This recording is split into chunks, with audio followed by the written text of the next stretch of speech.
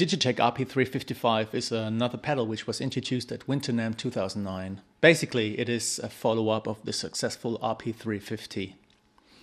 In this video, I want to stress out what's new and what has been changed and updated since the pedal has turned to black. To tune your guitar, press and hold down foot switch number 1 and 2 until you retune. It will first go into bypass and then into tune, and then release those foot switches and tune your guitar.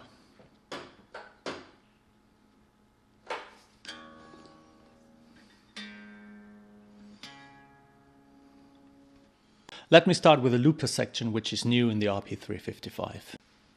Let's create a simple loop. Press foot switch number 3 until you read looper.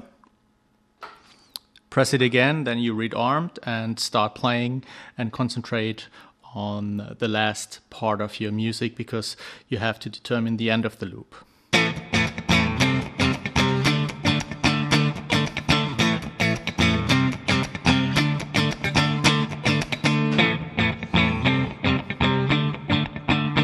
Let's check if this one is seamless and round. Yeah, good enough. And as you can see, I can change presets and can start noodling on that. When I'm ready to record, I just hold down foot switch number 3 one more time.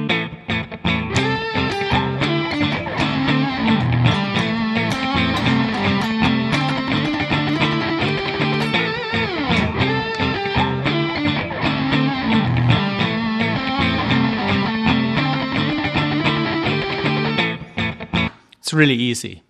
There are new features in the RP355. In the silver-faced RPs, you weren't able to switch in between modes or switch effects on and off.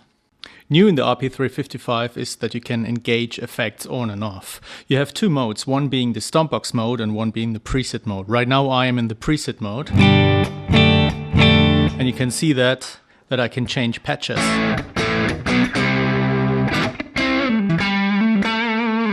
Okay, maybe I want some delay on that preset number 17, so I push preset number, not preset number 2, foot switch number 2 and 3 simultaneously, and then I go into stompbox mode, and now I can engage some delay. You hear that? Very nice, or I can engage an effect, a modulation effect.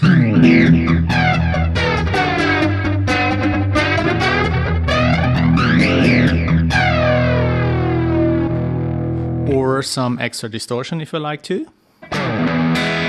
Always goes well with the delay.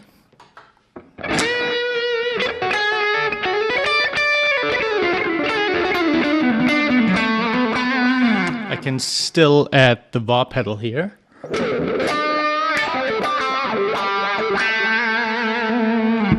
This is the same on preset and stompbox mode. If I want to return to preset mode, just press foot switch number 2 and 3 one more time. And you're back in preset mode. In preset mode, foot switch number 3 is assigned to change the amp channel within a preset. That means that each preset is consisting of 2 amp sounds, and by using foot switch number 3, you can toggle back and forth. When you're on preset mode, the first 2 foot switches are responsible for changing presets like that. You see? And foot switch number 3 in preset mode is a amp AB switch. So that means you have a 2-channel amp dedicated to each preset. That's my sound on A.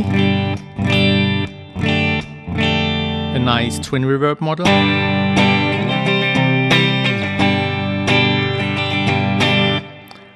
When I touch the foot switch number 3, it's a little bit more distorted. Right? Going back to A.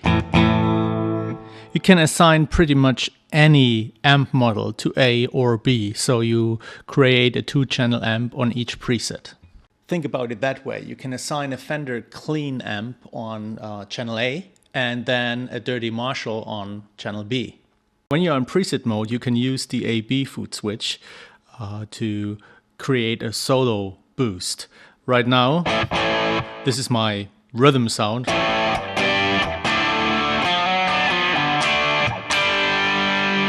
And if I step on foot switch number 3,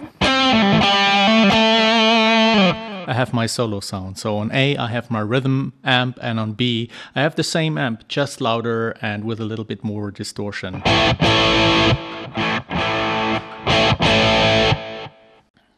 At the same time, you can bring in the effect which you have assigned to the pedal for some extra expression, both on your rhythm and on your solo work. In the preset I just showed you, I decided to have all the effects dedicated or assigned to the treadle. So no effects, and if I move the treadle to the toe position, you can hear the delay. And this works in both of the channels. No effect, effect.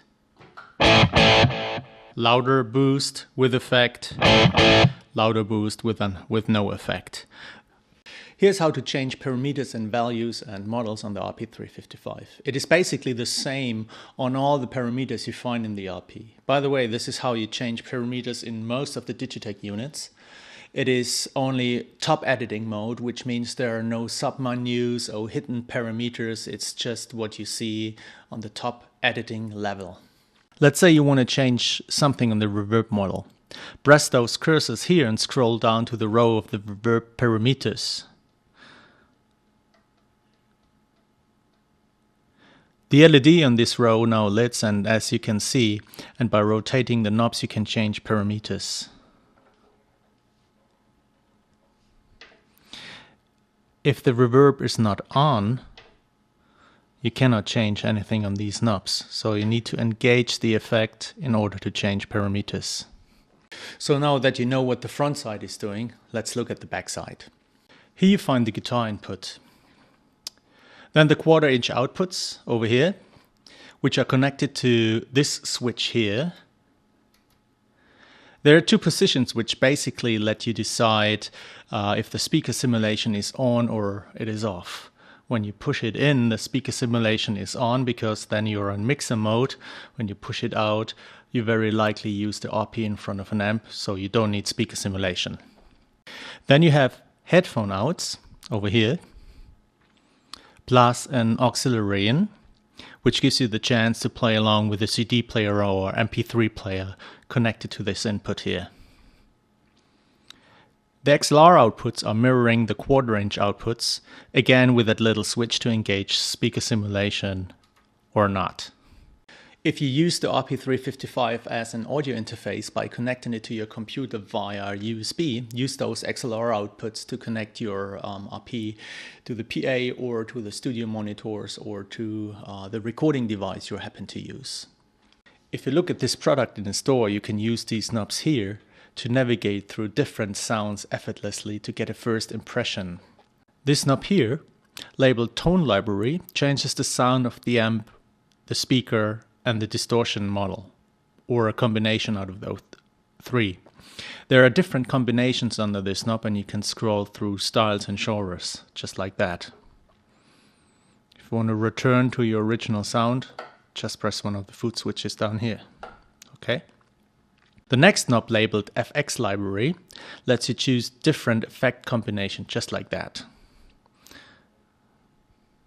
This knob over here lets you decide how much effect level you want to have in your patch, in your preset.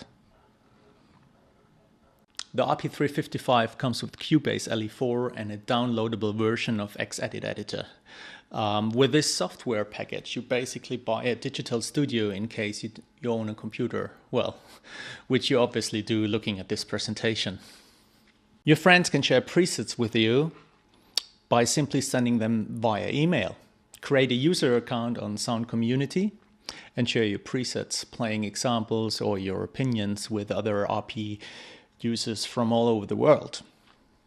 So I hope I got all the essential features together. Please don't forget that this video is kind of time limited, so it is just a fraction of the feature which you can find in the RP355. The best way is to check out the pedal in your local music store.